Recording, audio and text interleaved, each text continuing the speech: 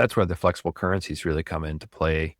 And that allows you to then direct all of your points towards one place if you want to, or divide it up across multiple hotels or airlines as needed.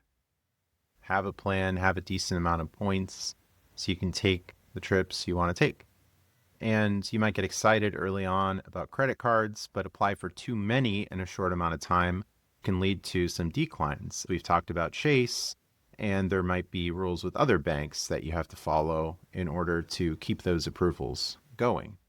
Yeah, there are some rules we know about. There are probably some more other rules we don't know about, Justin, right? And Who makes the rules? exactly. Sometimes cashiers, but this time it's the banks that make up the rules. So Amex is pretty straightforward. It gets a little complicated with lifetime language now, but you can't apply for the same card within 90 days, whether you get the sign up bonus or not in some instances.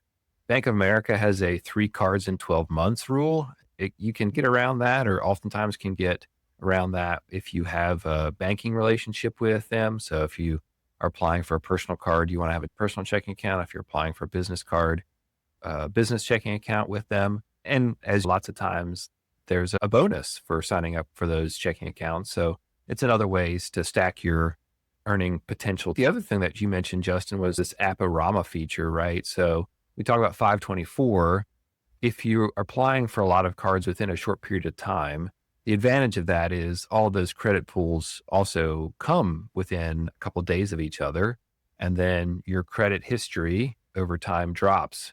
So instead of spacing them out once a month where, you're going to have a lot of cards and have a high number of credit pools over a long period of time, if you put those together into a single day or a couple days, now once that day passes a year ago or 2 years ago, all of those cards, all of those hard pulls drop off your credit report.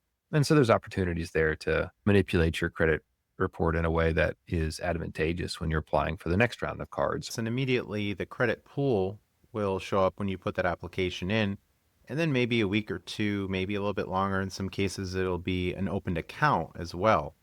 So that's why I like doing the Apparama same day, just applying for usually 6 or 7 cards in the same day. Then I'll wait about 6 months and do it again. And before the Apparama, I want to be super careful about my personal credit scores, as I was talking earlier.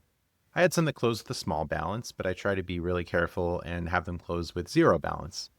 Pay cards a little bit more often and not make transactions in that last week or so of the statement, because sometimes it'll take some time for transactions to go from pending to posted, and then the payment might take some time to process as well. So having space between the applications, even more advanced, you can find out which banks pull TransUnion, which banks pull Equifax, which banks pull Experian.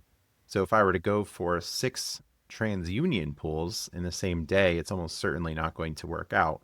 But if I can have a 2-2 and 3, 2-2-2, then I think I'm going to have more success. Yeah, I think that's a great point. A little planning there